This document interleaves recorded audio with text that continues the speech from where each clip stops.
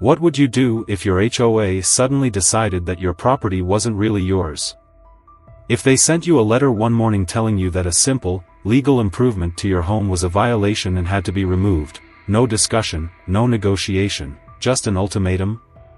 That was exactly what happened to me. I was standing in my driveway, hands shaking as I held the letter up to my face, reading the words over and over again, trying to make sense of them. Remove your electric car charging station or face legal action. The bolded text felt like a punch to the gut. This wasn't some casual neighborhood complaint or a friendly reminder about keeping my lawn trimmed. This was an official demand from the HOA, and they were serious. My first instinct was disbelief. How could this be happening?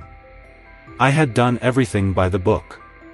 Before installing the charging station, I made sure it complied with all city regulations, checked the HOA guidelines, and even asked a few neighbors if they had any concerns.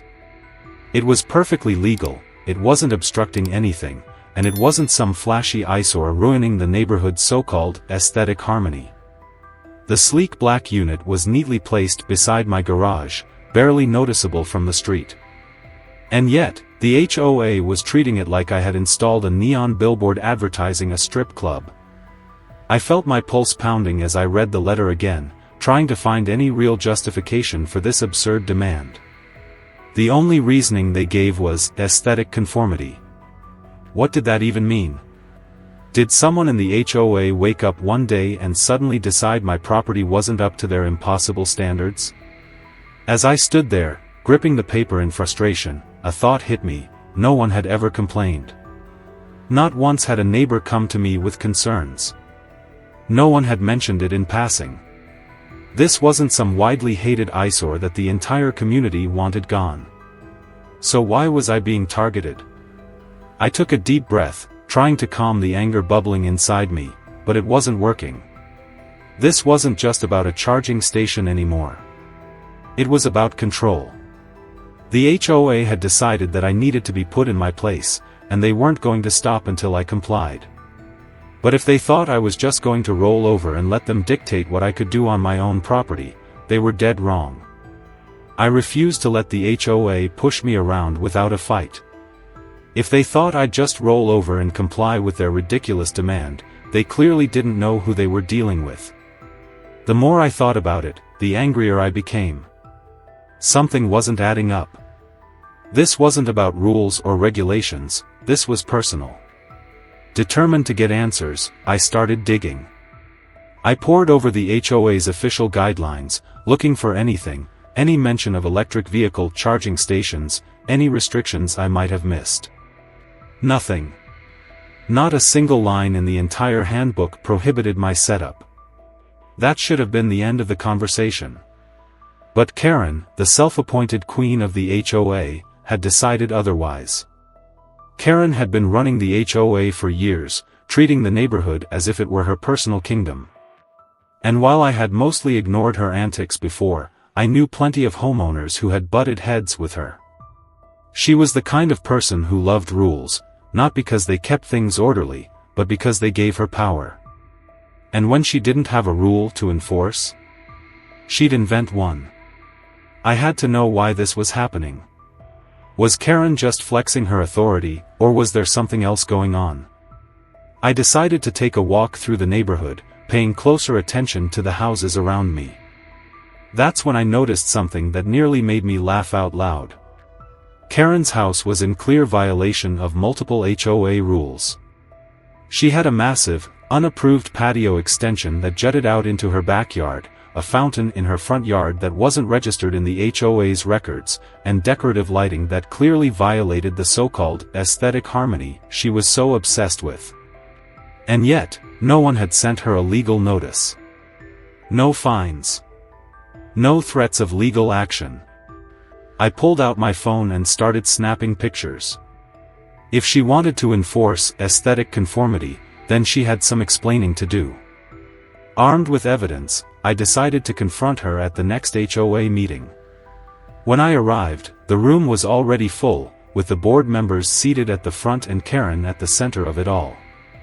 The moment she saw me, she smirked, as if she had already won. Before she could start her usual speech, I raised my hand. Before we talk about my charging station, I'd like to ask about something else. Karen folded her arms. This meeting is about your violation, Ethan. If you have personal concerns, you can submit a request like everyone else. Oh, this isn't personal, I said, pulling out the photos and placing them on the table for everyone to see. I was just wondering why the HOA is so concerned about my property when your house violates multiple HOA guidelines.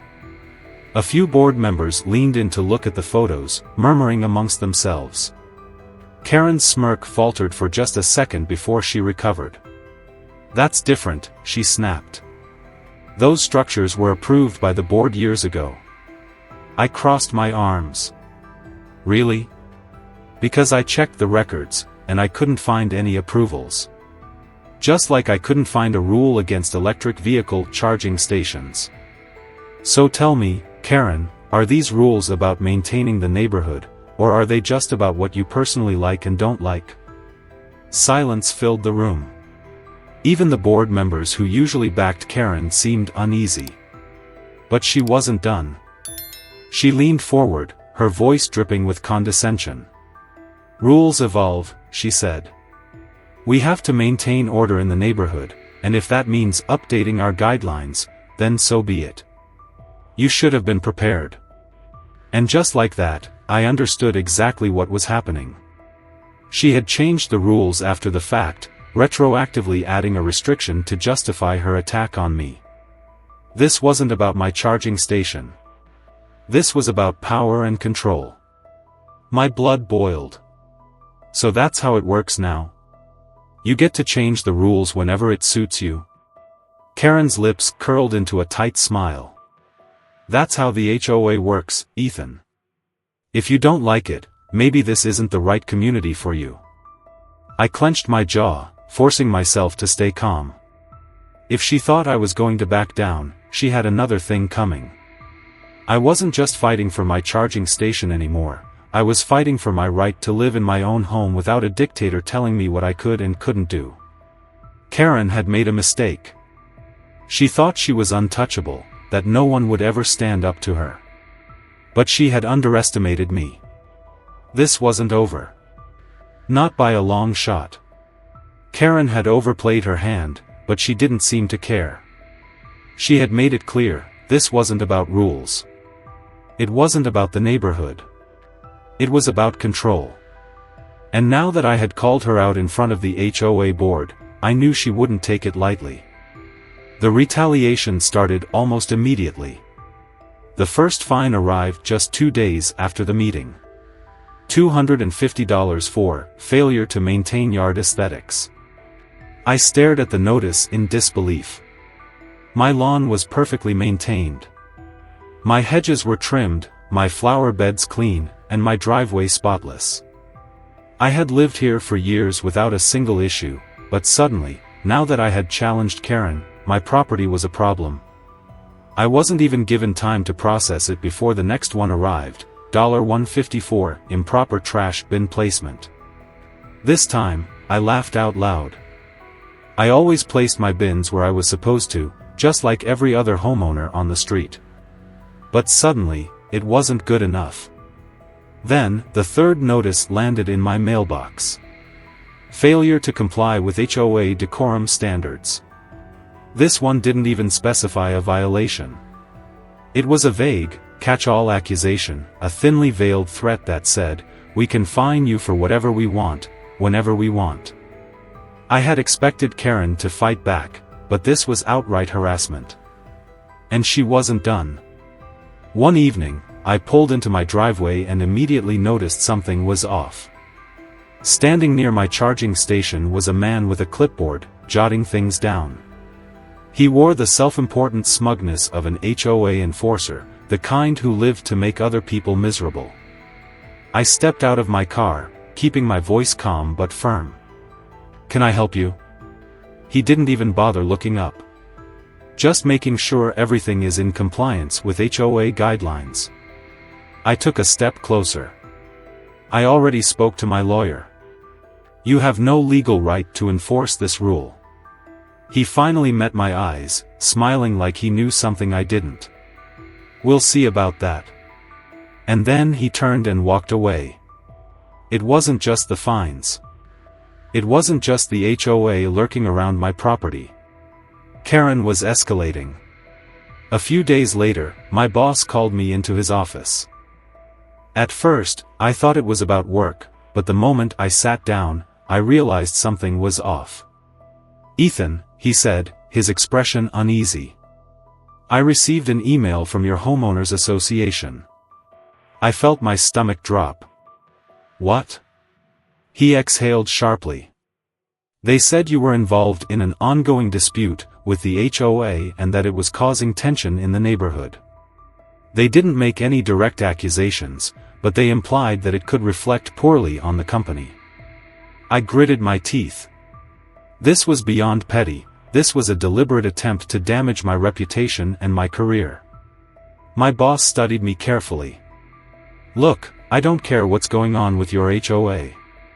As long as it doesn't interfere with your work, it's none of my business. But I wanted to give you a heads up, whoever sent that email clearly wants to cause trouble for you." I nodded, trying to keep my anger in check. "I appreciate the warning." As I walked out of his office, my hands clenched into fists. Karen had officially crossed a line. It was one thing to harass me with fines. It was another to try to sabotage my career. She was trying to make my life miserable, to break me down until I gave up. But she had underestimated one thing: I wasn't the type to back down. Karen had declared war. Fine. I was ready to fight. The moment I received the notice for the official HOA meeting, I knew this was it, Karen's final attempt to break me. She had thrown everything she had at me. Bogus fines. Harassment. Even trying to drag my job into it.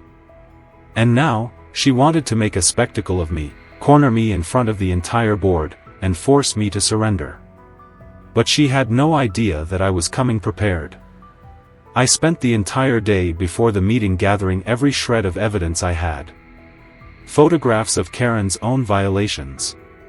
Copies of the HOA handbook proving that my charging station wasn't against the rules.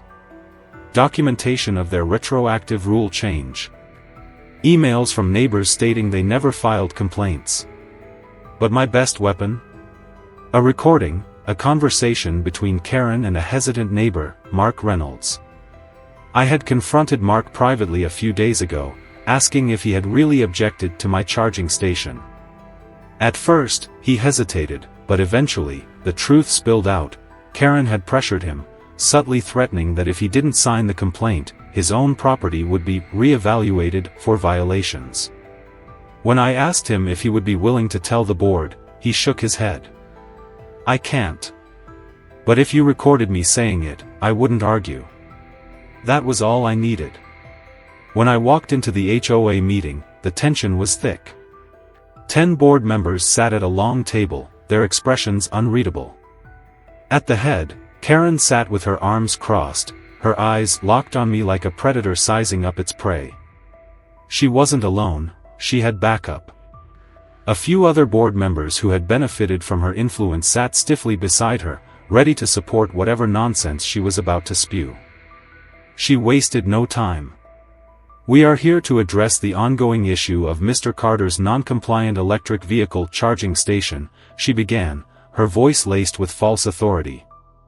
"Despite multiple notices, fines, and attempts at resolution, he has refused to comply with HOA regulations.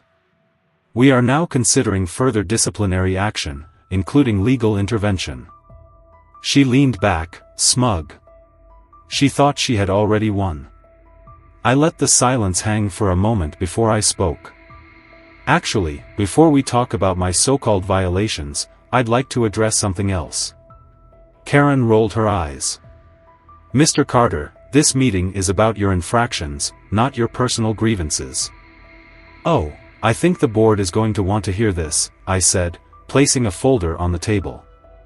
"Because what I've uncovered makes it pretty clear that this isn't about community rules at all, it's about power, manipulation, and double standards. A few board members shifted uncomfortably. Karen's eyes narrowed. I started with the photos. One by one, I laid them out: Karen's unauthorized patio extension, her non-compliant decorative lighting, the fountain in her yard that had never been approved. "I find it interesting," I said, my voice calm, "that the HOA is suddenly so concerned about aesthetic conformity when some of its own leadership seems to have no problem ignoring the rules."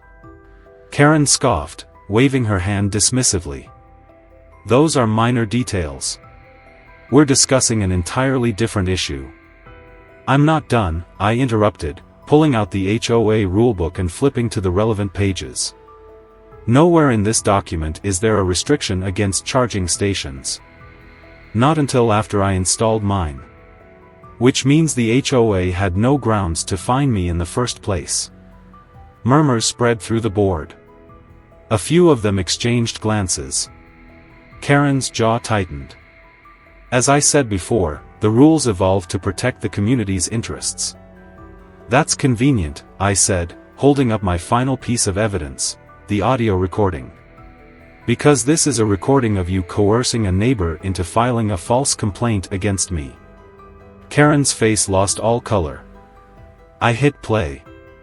Her voice filled the room. "If we don't shut him down, others will start thinking they can do whatever they want too." Silence. Dead silence. For the first time since this whole thing started, Karen had no response. One of the board members cleared his throat.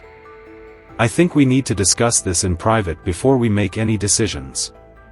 Karen snapped back to life, her voice rising. "No, this is being blown out of proportion." The HOA president raised his hand, cutting her off. "We'll contact Mr. Carter once we've reviewed everything. For now, this meeting is adjourned." I stood up, locking eyes with Karen as she sat there, humiliated, her fingers clenching the edge of the table. She didn't say a word. Because she knew. She had just lost.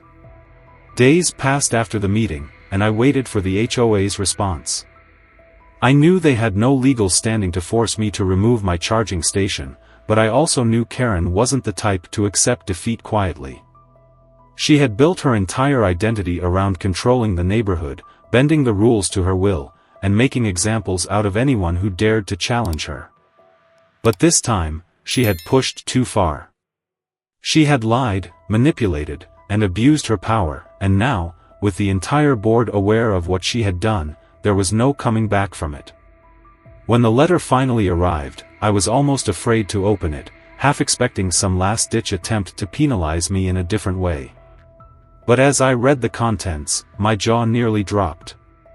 It wasn't another fine. It wasn't a legal threat. It was an official apology.